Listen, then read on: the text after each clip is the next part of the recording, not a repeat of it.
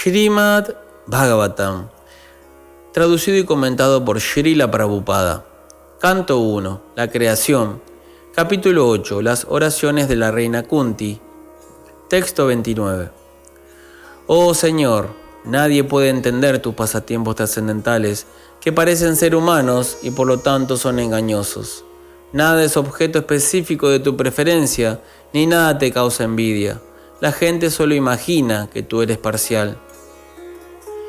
Significado. La misericordia del Señor para con las almas caídas se distribuye equitativamente. Él no tiene a nadie como objeto específico de su hostilidad. El mismo concepto de la personalidad de Dios como un ser humano es engañoso. Sus pasatiempos parecen ser exactamente iguales a los de un ser humano, pero en realidad son trascendentales y no tienen ningún matiz de contaminación material.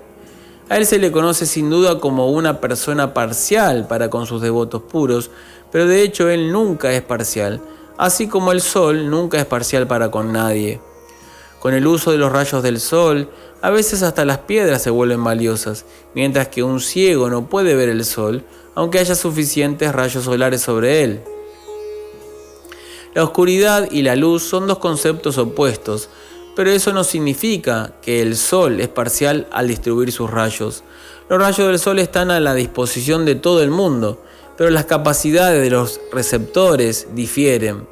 La gente necia piensa que el servicio devocional consiste en adular al Señor para obtener una misericordia especial. En verdad, los devotos puros que están dedicados al trascendental servicio amoroso del Señor no son una comunidad mercantil. Una firma mercantil les presta servicio a alguien a cambio de valores. El devoto puro no le presta servicio al Señor por un intercambio tal, y por consiguiente la misericordia del Señor por entero está a su disposición. Los hombres que sufren y que están necesitados, las personas indagadoras y los filósofos, establecen relaciones temporales con el Señor para cumplir con un propósito en particular. Cuando el propósito se cumple, la relación con el Señor deja de existir. Un hombre que sufre, si de alguna manera es piadoso, le ora al Señor pidiéndole recuperarse.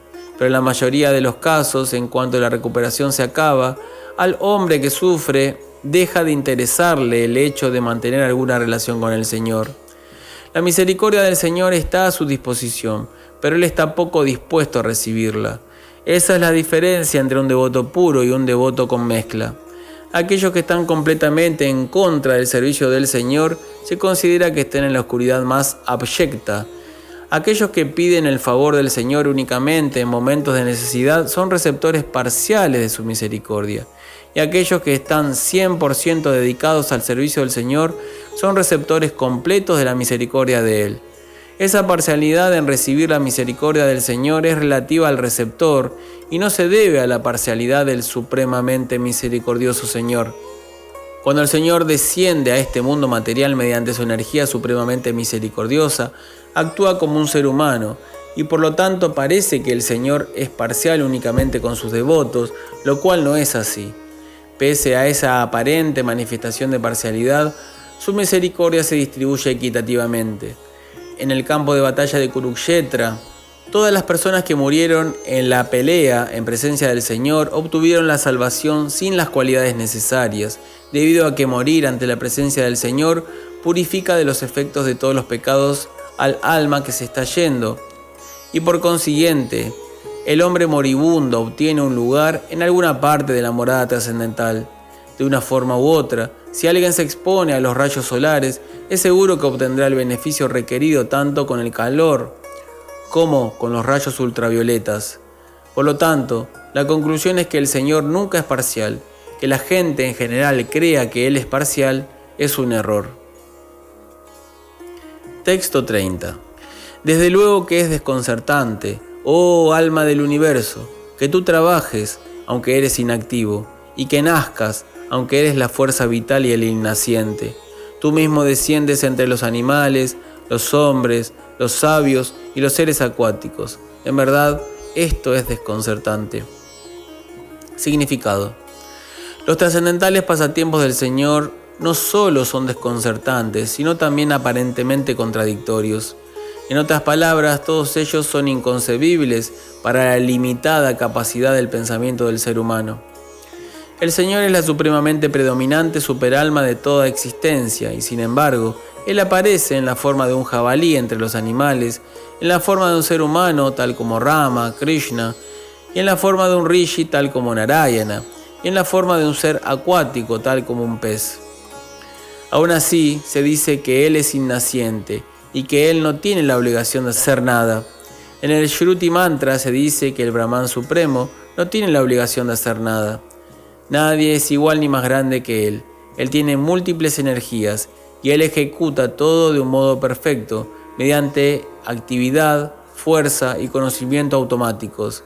Todas estas afirmaciones demuestran sin ninguna duda que las actividades, formas y acciones del Señor son todas inconcebibles para nuestra limitada capacidad de pensamiento, y como Él es inconcebiblemente poderoso, todo le resulta posible.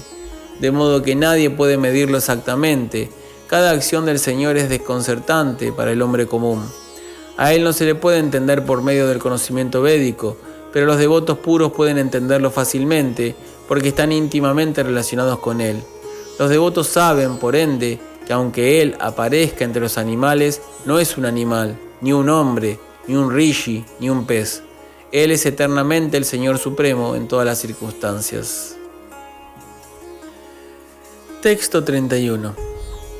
Mi querido Krishna, Yashoda tomó una soga para atarte cuando cometiste una ofensa, y tus perturbados ojos se inundaron de lágrimas, las cuales lavaron el cosmético de ellos.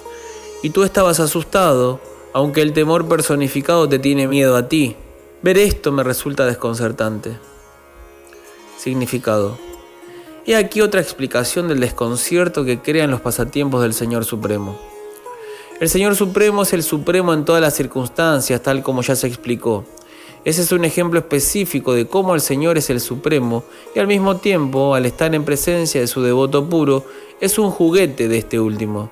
El devoto puro del Señor le presta servicio a Él, solo como resultado del amor puro, y mientras ejecuta dicho servicio devocional, se olvida de la posición del Señor Supremo. El Señor Supremo acepta además con mayor deleite el amoroso servicio de sus devotos, cuando el servicio se realiza espontáneamente y como resultado de un afecto puro, sin nada de admiración reverencial. Por lo general, los devotos adoran al Señor con una actitud reverencial, pero el Señor se complace íntegramente cuando el devoto, por amor y afecto puro, considera que el Señor es menos importante que Él mismo. Los pasatiempos del Señor en la morada original de Goloka Vrindavan se intercambian con ese espíritu. Los amigos de Krishna lo tienen a Él por uno de ellos, no lo consideran de una importancia reverencial. Los padres del Señor, que son todos devotos puros, lo consideran únicamente un niño.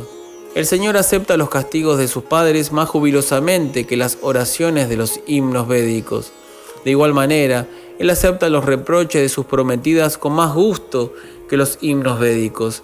Cuando el Señor Krishna se hallaba presente en este mundo material y a fin de manifestar como una atracción para la gente en general sus eternos pasatiempos del reino trascendental de Goloka Vrindavan, exhibió ante Yashoda, su madre adoptiva, una imagen única de subordinación. El Señor, en sus juegos y actividades infantiles de un modo natural, solía arruinar la mantequilla que Madre Yashoda almacenaba al romper los tarros y distribuir su contenido entre sus amigos y compañeros de juego, entre ellos los célebres monos de Vrindavan, que aprovecharon la munificencia del Señor. Madre Yashoda vio eso y, movida por su amor puro, quiso hacer una representación de castigo para su trascendental hijo.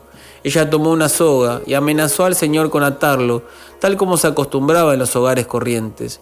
Al ver la soga en manos de Madre Yashoda, el Señor inclinó la cabeza y comenzó a sollozar como un niño, y las lágrimas se deslizaron por sus mejillas, lavando el ungüento negro que había alrededor de sus hermosos ojos. Kunti Devi adora esa imagen del Señor porque ella está consciente de la suprema posición en la que Él está. Muchas veces, el temor personificado le teme al Señor, mas éste le tiene miedo a su madre, quien justamente quería castigarlo de una manera ordinaria. Kunti estaba consciente de la excelsa posición de Krishna, mientras que Yashoda no lo estaba. Por lo tanto, la posición de Yashoda era más excelsa que la de Kunti. Madre Yashoda obtuvo al Señor como hijo de ella, y el Señor le hizo olvidar por completo que que su hijo era el propio Señor.